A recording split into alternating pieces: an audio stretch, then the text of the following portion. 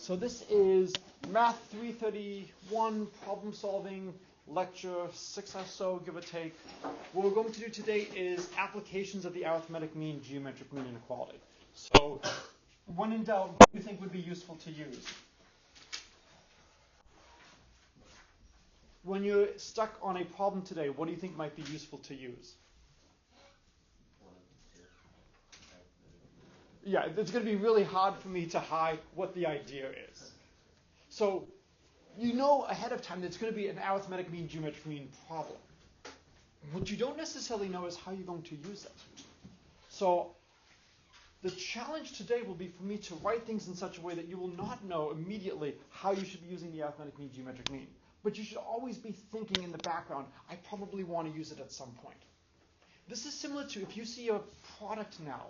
Whenever you see a product, what should you do to a product? Log it. Right? This is the Pavlovian response you should have after taking a class with me. If you are volunteering in the elementary school and trying to explain multiplication to third graders, you can resist the temptation. That's essentially the only time I want you to resist the temptation. Otherwise, take logarithms, because logarithms convert products to sums. We have a lot more experience with sums. All right. Later on in the course, if you actually want, we can use course time to learn how to solve Rubik's Cubes. All right. This is a 3x3. Do people understand how to solve a 3x3? Okay, you don't need to. All right, good.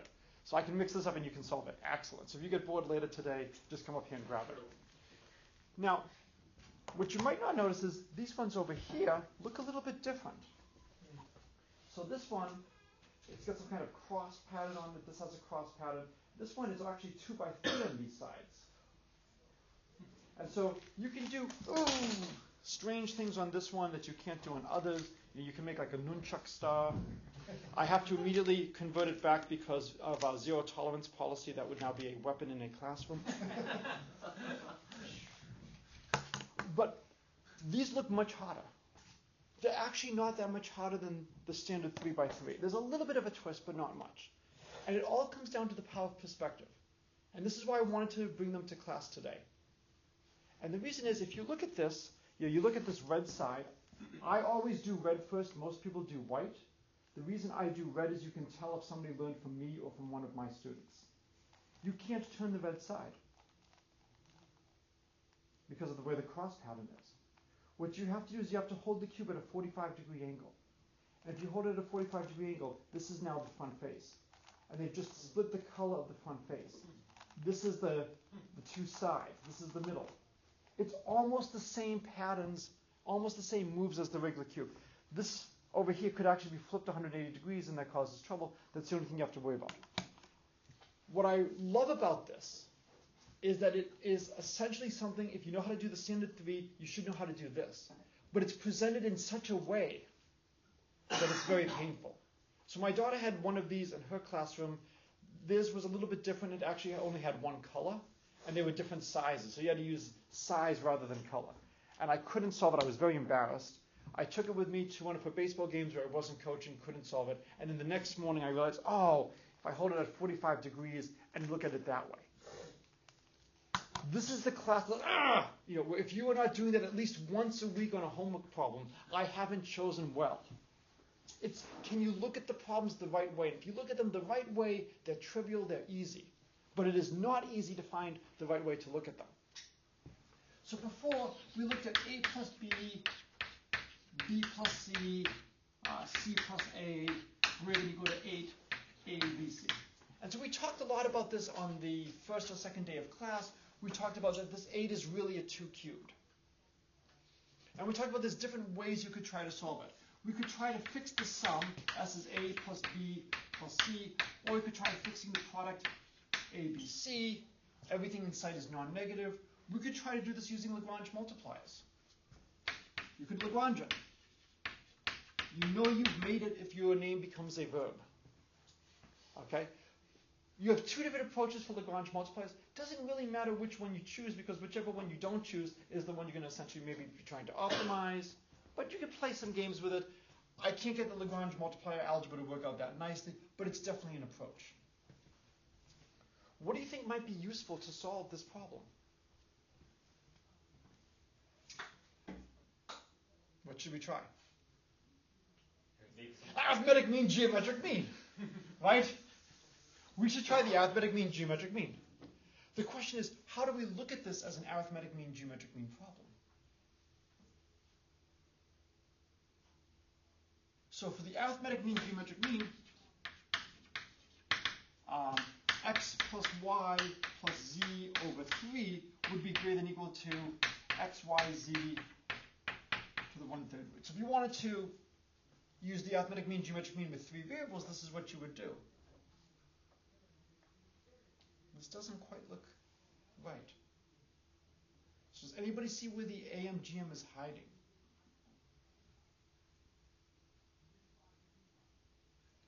Hiding under a cube? What do you mean by under cube? No, under a cube. Like under the cube. Yes, so let's write the 8 as 2 cubed. And let's bring the 2 over to the other side. How would you want to bring the 2 over to the other side? The 2 cubed to the other side? I could write it as this whole thing over 8, or what else could I do? Yeah, each of those over 2. A plus B over 2, B plus C over 2, C plus A over 2, versus A, B, C. Now where do you want to use the AMGM? So I see you nodding in the back, yes? So it's the product of 3 arithmetic means. Yeah. 3 geometric. So this one will be greater than or equal to the square root of AB, square root of BC, square root of CA. So you get the square root of A, B, B, C, CA. And that's just equal to ABC. And we can now see where the geometric mean, arithmetic mean was hiding. So the idea was to take the 2 and put it with each of these factors. What's better than doing the arithmetic mean? Doing it twice, or doing it 3 times. It's like L'Hopital's rule. Right? When you get to do it multiple times, it's a really good fun problem. So this is a great way to solve this problem. Right? We could have tried another approach. We could have tried writing it as maybe S minus C, S minus A, S minus B versus 2 cubed ABC. And this is another way we could have written it. We're not going to do much on that now, but later today that might be a little bit useful. For a lot of these problems, it's not clear initially what's going to work. So you just have to try lots of different things and then hope that eventually one of them will work. Okay. So what I want to do now is I want to move on to the next problem. So you're supposed to always talk while you're erasing. So what do you think will be useful for this problem? Yes, it's incredible. I haven't even written anything on the board, and already you know what the problem is. Now this is of course a lot of trust, because I could put something on the board right now that... So let's consider 2a cubed plus b cubed versus, which one do I want to do? I'll do 3a squared b. All right. So there's been a suggestion that we should use the arithmetic mean, geometric mean. So if we're going to do that, we have to decide how many items do we have and what do we want the items to be. What are your thoughts?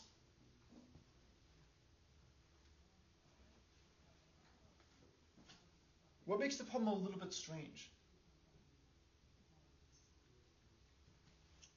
The terms on the right side don't have the same power. Yeah, we have 2 a's and a b. We have an asymmetry here. And also the terms on the left have an asymmetry. What are your thoughts as to how we could deal with the asymmetry? There's a couple of things you could do. There's a couple of approaches. Yes? Well, units-wise, they're all still the same. Units-wise, they're still all the same. Good. So we're at least talking about volumes and volumes. So we could always assume the product is constant. We could always rescale if we wanted to and make b equals 1. Right? So you could actually rescale. Now you've just got 2a cubed plus 1 versus 3a squared. Okay, we could probably do that just by simple calculus. Yes, the computer is nodding again. It doesn't nod in probability. It's only in this class that it participates. So this is one possibility because we have so few variables here. So rescaling works really nicely. What else could we do? thoughts? Maybe introduce like another variable? Yeah, we could introduce another variable. So we could symmetrize.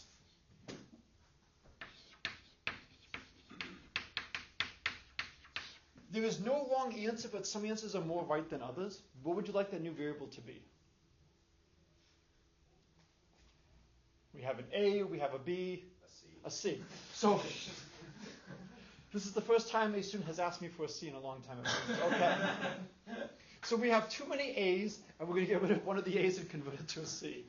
So we'll write this as A squared plus C squared, I'm sorry, A cubed plus C cubed plus B cubed versus 3ACB. And then we're thinking in our minds that A equals C. Well, now the AMGM is really clear. Let's just look at it as A cubed plus B cubed plus C cubed over 3 versus A cubed, B cubed, C cubed to the 1/3. And there's the proof. So if you have something that's not symmetric, you should always consider, is there a symmetric version going on? Notice this makes the problem a lot harder. It's strange. You would think, well, isn't this a more difficult problem because it's now more general, I've got more variables. If you thought about taking b equals 1 and did it maybe with calculus, maybe it's not harder. But as a rule of thumb, it's often harder when you desymmetrize and make certain things special. It's often easier to step back, prove a more general result, and then prove as a special case the particular problem you care about. Okay. Any other questions on this one?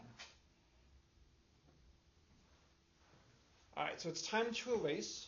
So that means it's time to ask you a suggestion as I erase so that we don't have any dead class time. So what's the question? No, this. That's the answer.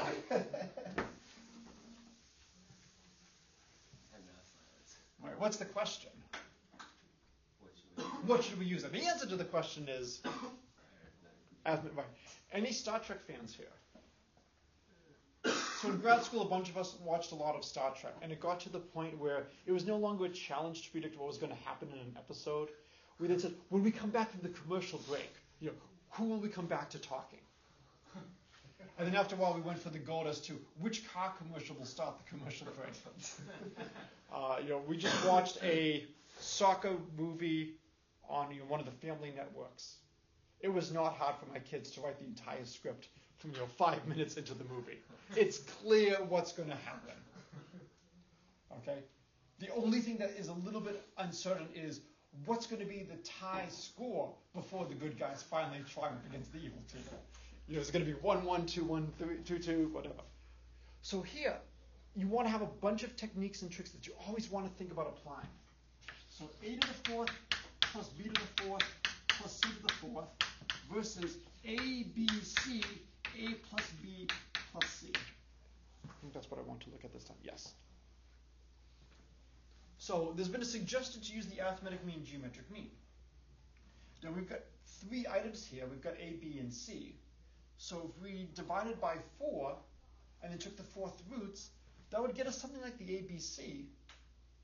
We would have to have a factor of 4, and we've got this a plus b plus c floating.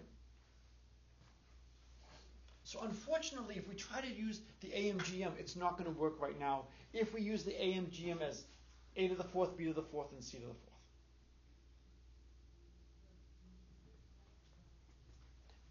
It at least does have the right units. Everything is to the 4th power.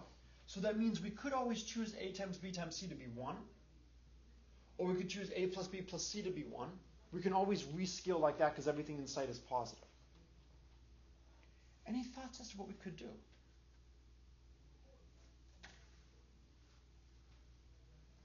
So it's going to be very similar to what we did for the first problem.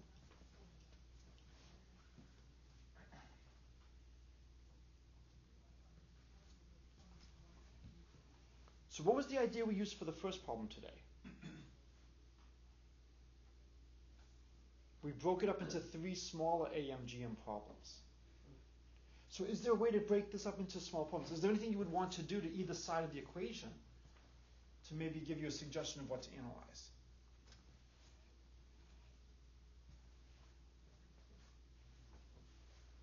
have a thought? Or what might you do to the right-hand side? Expand it. So the right-hand side will give you ABCA plus ABCB plus ABCC. And then we can analyze each term individually.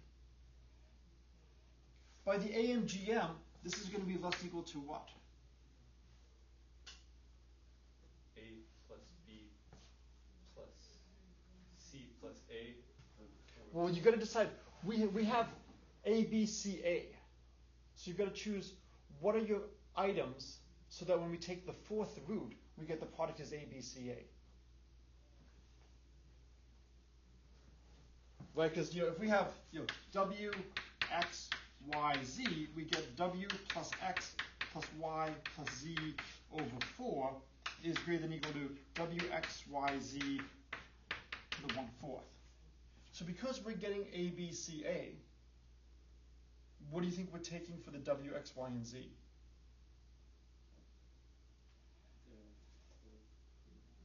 What do you think? A to the fourth. A to the fourth.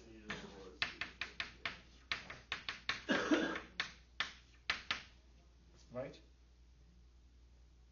Over 4. Right? And then we would have something similar for this one and then something similar for this one.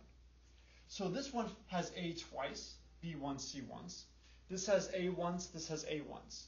So when we do it 3 times, we have A to the fourth 4 times. Similarly, we have B to the fourth 4 times. We have C to the fourth 4 times. We have D to the fourth. I'm sorry, we have, that's it. Oh, yeah. So this would be less than equal to 4, A to the fourth plus B to the fourth plus C to the fourth over 4. So there's a lot of different tricks you can do for problems like this. The more straightforward it is, obviously, the less you need to think about. The more involved things are, you have to say, how can I break it up into a piece where I can apply what I know? Which would you rather do? One very hard problem or a couple of short, easy problems? Typically, I would much rather do a lot of short, easy problems, build things up and combine them. The difficulty is always, how do you combine things? How do you choose where to split things? Okay? But the idea is, somehow, we have to figure out what W, X, Y, and Z are. So the very first thing you have to decide is, how many variables are you going to have? Here, the AMGM inequality has n variables. I've got to choose what is n. It's not always clear what n is. We saw one problem earlier today where it looked like we only had 2 variables in play, from the 2a cubed plus b cubed. And then we realized, well, we should really view the 2a cubed as a cubed plus c cubed. And so then there were 3 variables in play. One way to get a sense of how many variables are in play sometimes is to look at maybe the degree of things. This is a degree 4 thing. So maybe there should be 4 variables in play. And that leads us to then expanding things out. Okay. Any questions on this? All right, so what I want to do now is I want to go to some problems from calc. They often do the Farmer-Brown problem. I'm curious if you have done this. Farmer-Brown just loves rectangular pens. He has a problem. He will not consider any pen that is not rectangular for his cows. Okay? And he has a certain amount of fence, and he wants to maximize the amount of area his cows can graze with a given amount of fence. Okay? How many of you have done this problem in calculus? This is a pretty famous problem.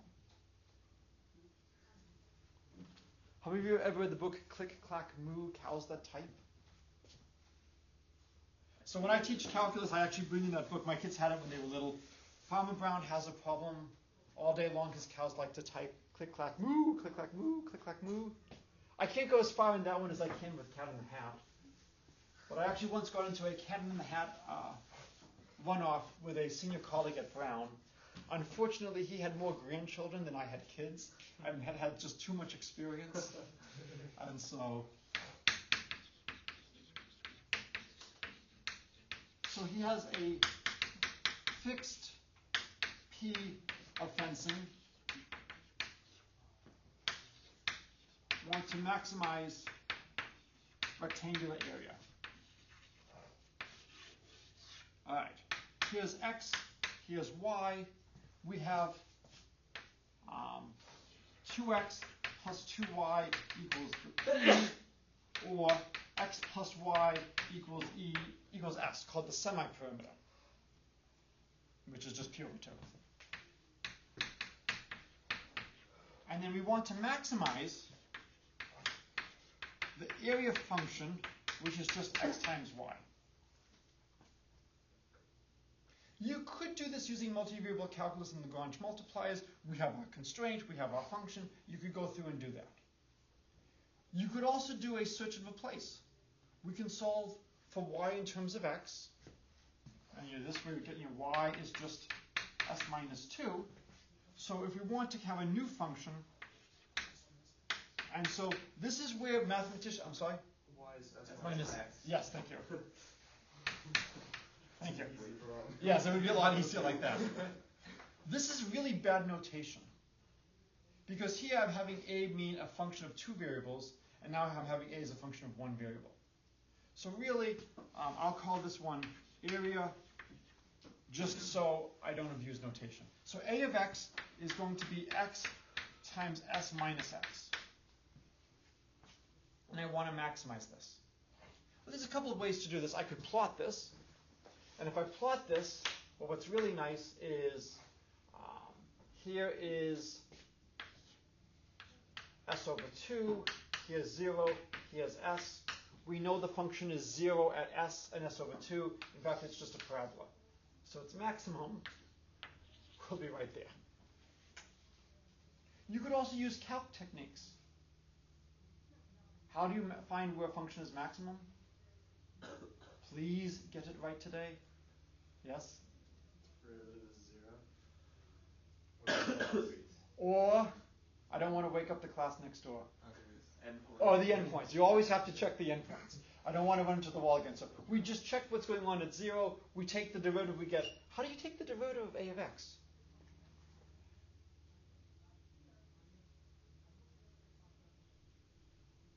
How would you take the derivative? What rule would you use?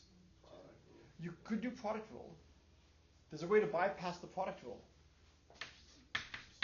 A of x is just x times s minus x squared. I think it's much easier to just expand it first. It doesn't make a huge difference. But have I talked to you about Henry David Thoreau yet? You mentioned.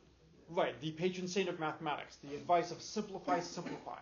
Before you do algebra, look at it and say, is this the best way to go?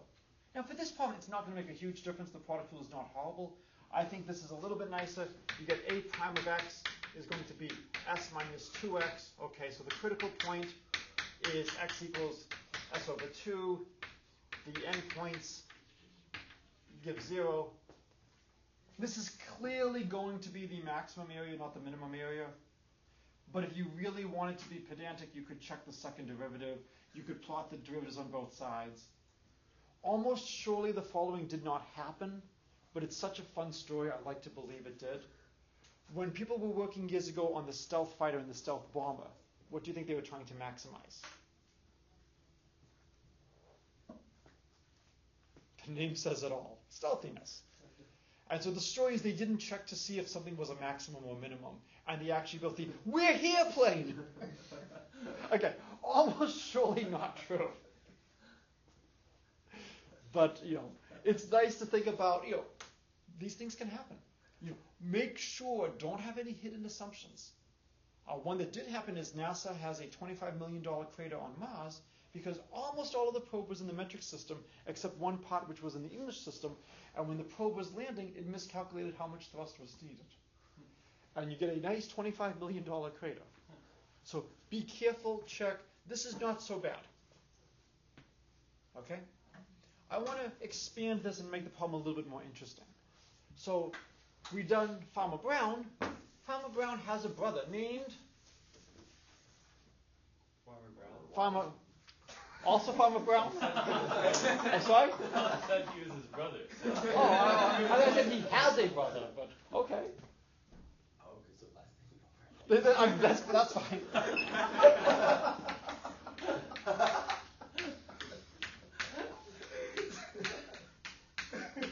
Farmer Brown the Younger, all right? And Farmer Brown the Younger is sick and tired of being confused with Farmer Brown. And so he decides to set off on his own, and he's going to have his own cow pasture. And he goes a great distance, so far that he is now at the ocean. And he's going to build his rectangular pen because, like all Browns, he loves rectangles. Okay? But now he doesn't have to worry about one side. Okay? So if we had 40 meters of fence, it would be 10 by 10 by 10 by 10. So let's say he has 40 meters. Any thoughts on what the dimensions would be?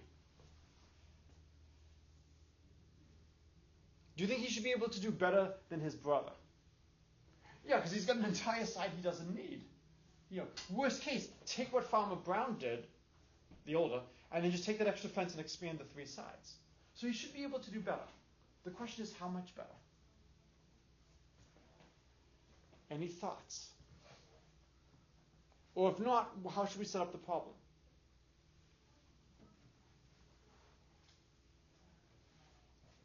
Maybe we should start looking at some of that information and sort of seeing what the comparable. Okay. So now what's the perimeter?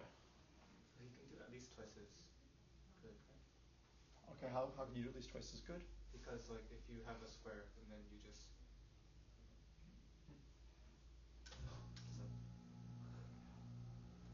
so you can get at least twice the area. Okay. So basically just take this, split in half, and move things up? Or you know how it's you have this and then you have this. Right. And he has a wall that he has. Right, we could just double the length. Yeah. Yes.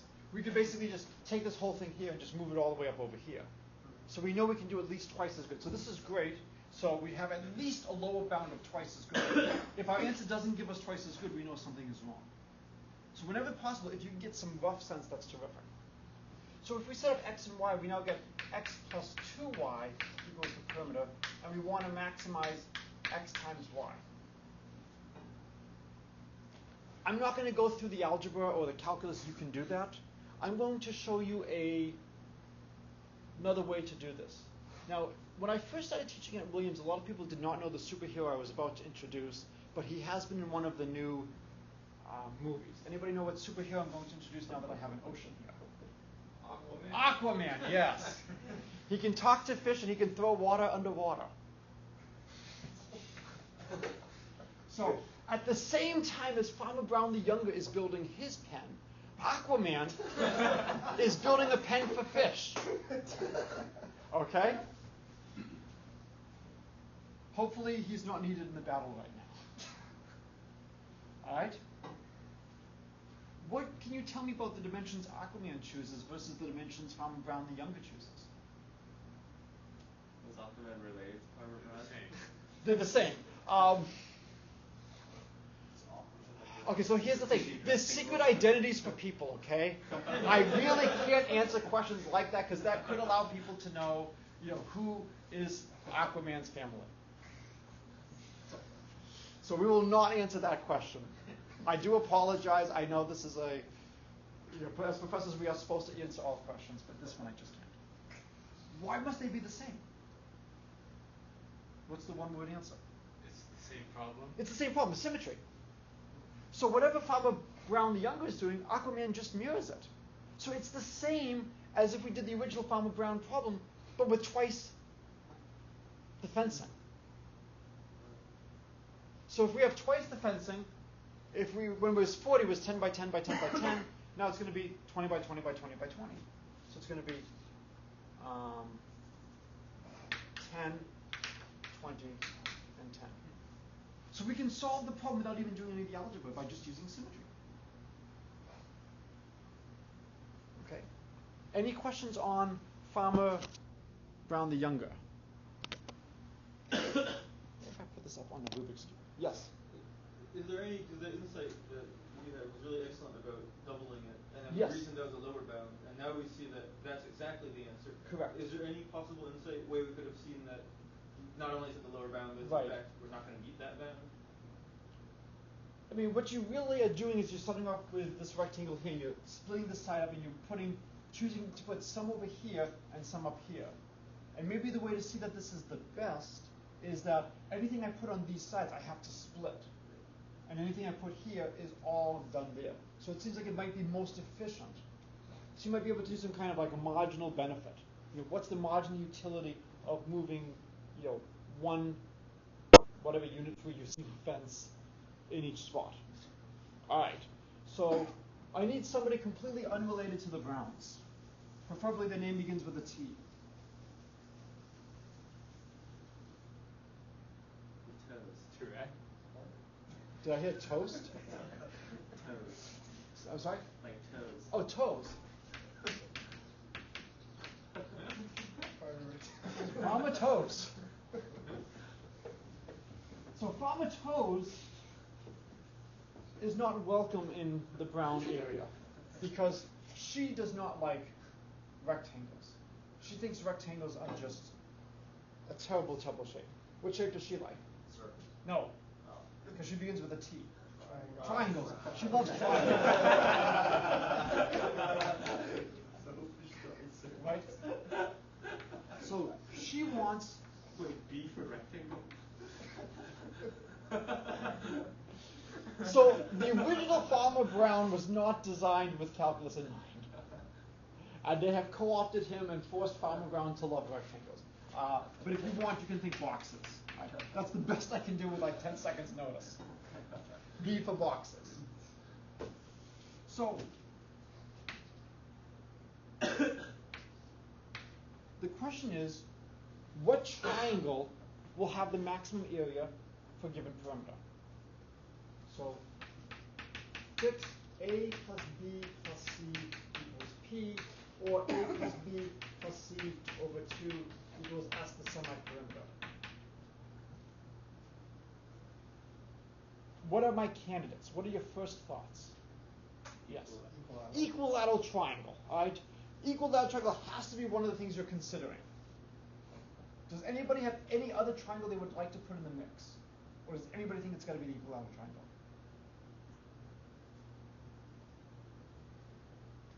Seems absurd for it to be anything except the It does seem absurd to be anything other than the equilateral triangle. However, you do not want to be accused of being prejudiced and not giving all shapes a fair opportunity, so you have to give me at least one other shape. Yes? Let's do a 45, 45. Excellent.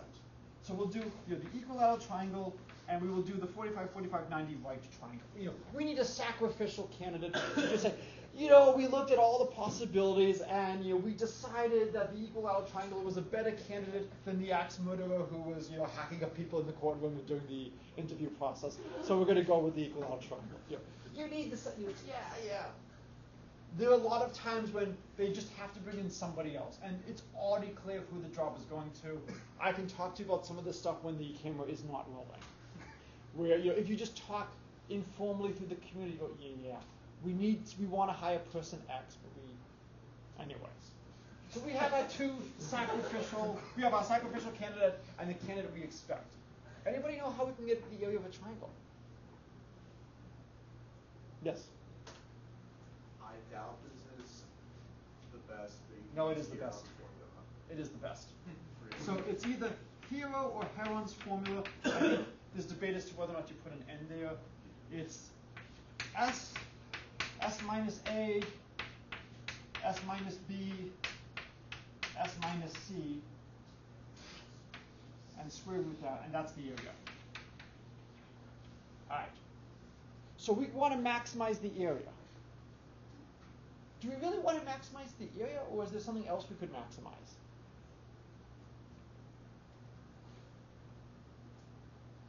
What could we maximize instead of the area? Squared area? The squared area, right? You might remember this from calculus when you're trying to find which point is closest. And instead of minimizing distance, minimize distance squared. So let's study the area squared. Okay. Well, rather than studying the area squared, what could we say that's very much related to this?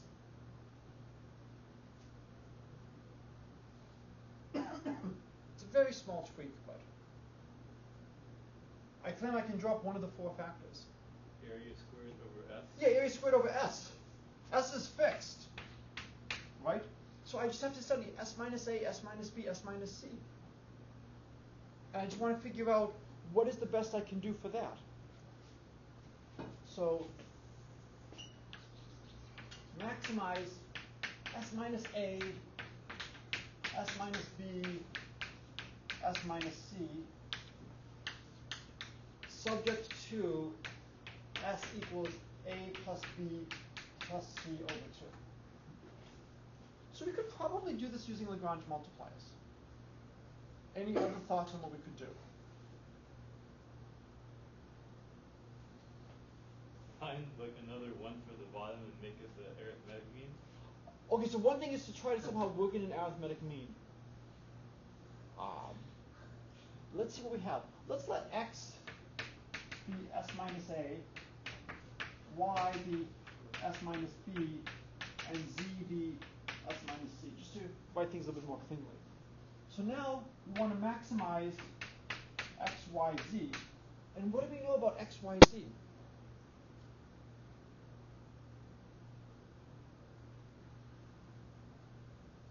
Yes. It's less than or equal to x cubed plus y cubed, right? Yeah.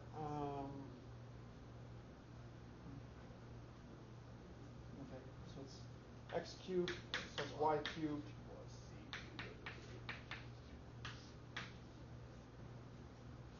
So now I'm summing cubes of things which I don't like.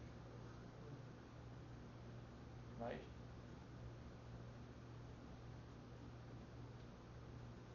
Is that how is it the sum of the cubes like this, or is it differently?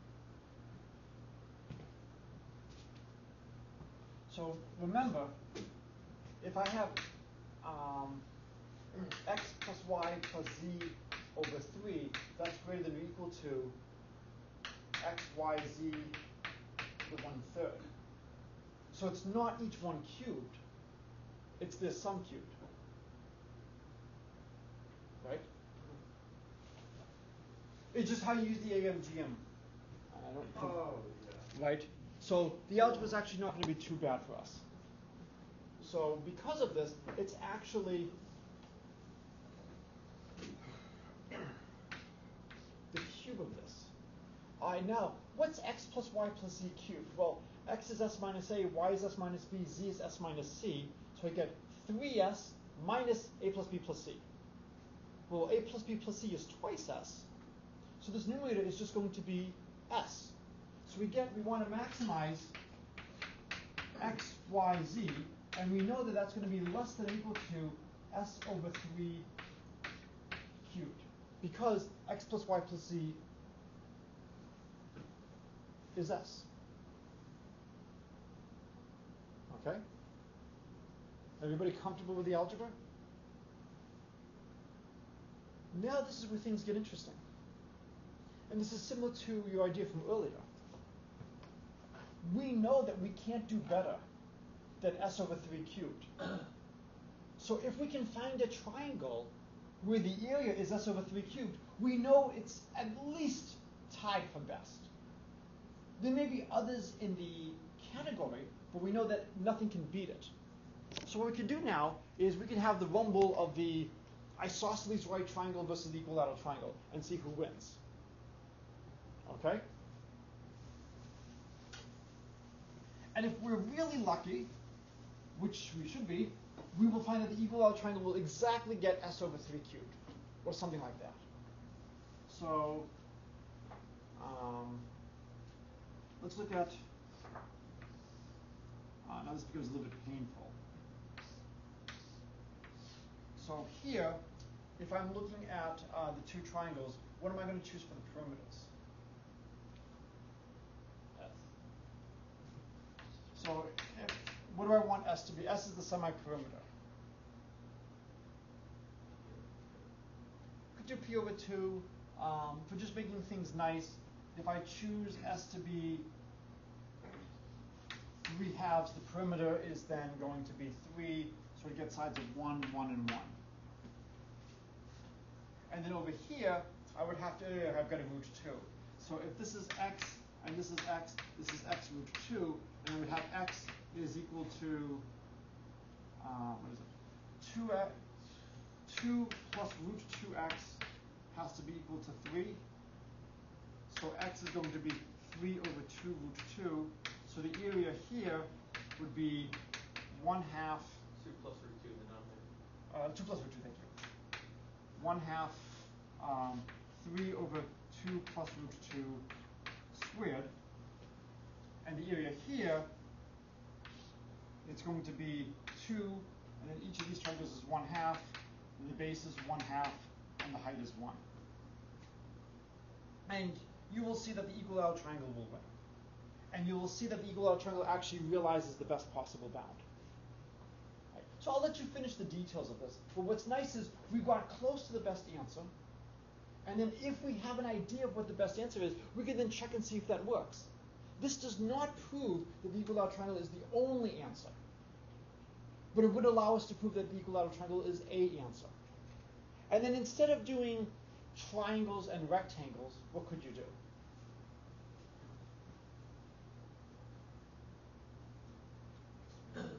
I'm sorry? Yeah, just you could do a regular polygon, or that you could do, in fact, a regular curve.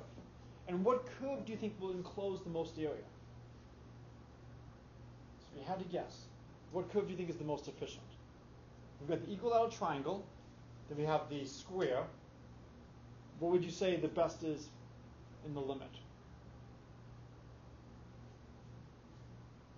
Do you have a thought? Somebody mentioned the shape earlier today. The circle, right? So this is actually a really nice theorem that the circle encloses the maximum area for a given perimeter. So why don't we have our building circular?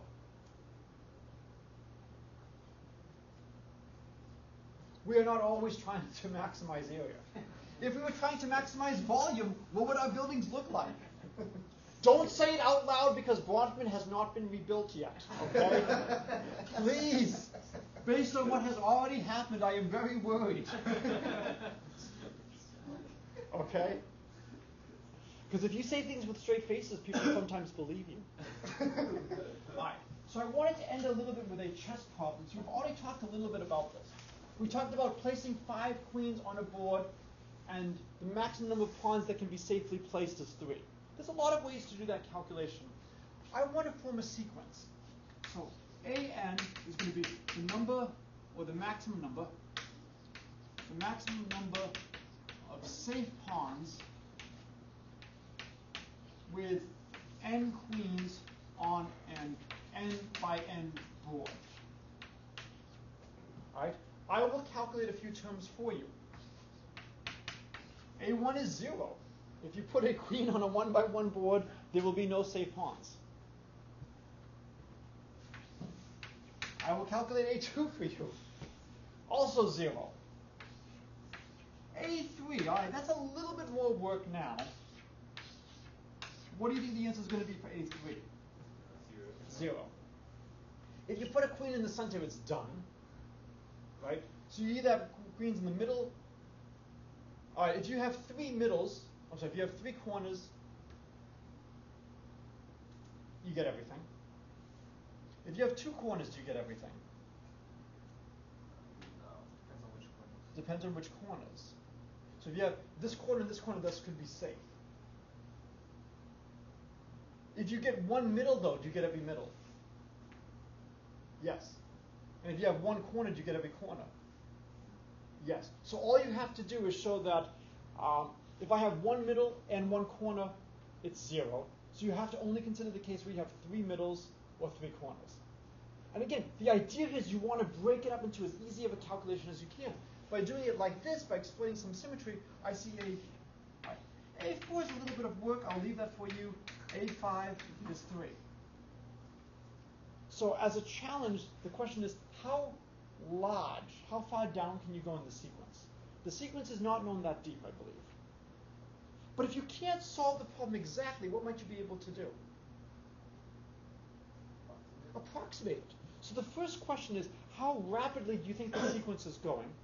Or maybe a better question, instead of it's the maximum number of, say, pawns, maybe we should do this, and what do you think I should divide by? What might be a really good thing to divide by? So one possibility is n, and what's another possibility? N is one of the two good things to divide by. N squared. So if I divide by n, it's basically telling me relative to n queens, what percent. N squared is going to tell me what fraction of the board is safe. All right, 0 divided by still 0, still 0, still 0, and now this becomes 3/25. Do you think the sequence, what do you think happens to the sequence? Do you think it's monotonically increasing? Do you think the sequence converges? If it converges, what do you think it converges to? Do you think in the limit it's very likely or unlikely to have pawns safe? And again, I'm not talking about the problem where you randomly put down queens. So this is one of the problems where you are cooking the books as much as you want. So what's your intuition? We have some data. Crap. But it's not that much data. What should you do? Get more data.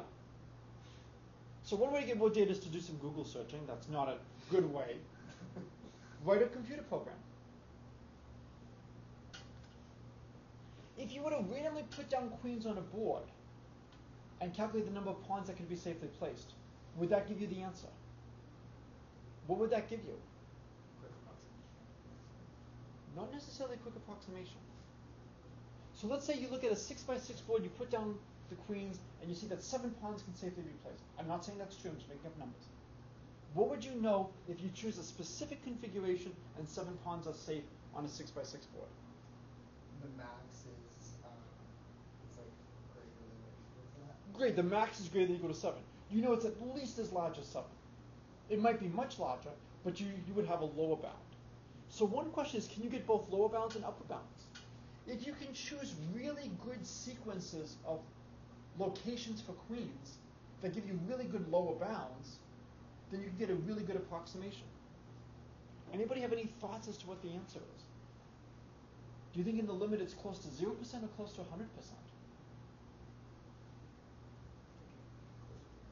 Closer to 100%. I think it goes to 1. Yeah, it goes to 100%. So in the limit, almost every square will be safe if you are careful in how you put down queens. So what this means is, can you find really good configurations? Can you find ways to pack queens? You would probably want the queens to be mutually taking off the same squares, mutually attacking the same squares. Yeah. A lot of people start for like a 5x5 board. Well, 1, 2, 3, 4, 1, 2, 3, 4. Maybe I do something like this. And you have a lot of things that issue. You may be shaking your head, but a lot of people try this. So let's see how good this is. This kills all those, it kills all those, it kills all those, it kills all those, it kills all those, it kills all those, it kills all those, it kills all those. Is anything left? So we get a lower bound of 0, which is useless. The next thing people would probably try, 1, 2, 3, 4, 1, 2, 3, 4, is packing down here. Maybe something like this. And now that kills all there, kills all there, kills here, kills here, kills this way, kills this way, kills this way, kills this way. I think this square here is safe. No, you have Nope. the Nope. horizontal one. I have a horizontal line, so that's not safe. So is this the only one that's safe? It's also vertical. It's also vertical. So in this way, is everything killed? Oh. So that would also fail. So you might begin to think, oh, it can't be done. So this is something for you to think about. We will return to this problem later in the semester. It's fascinating that you can prove that it gets very close to 100%. So you've got to have really good lower bounds. But be warned that what might be a good idea in general might be really bad for small values. Notice this equals 0, 0, 0.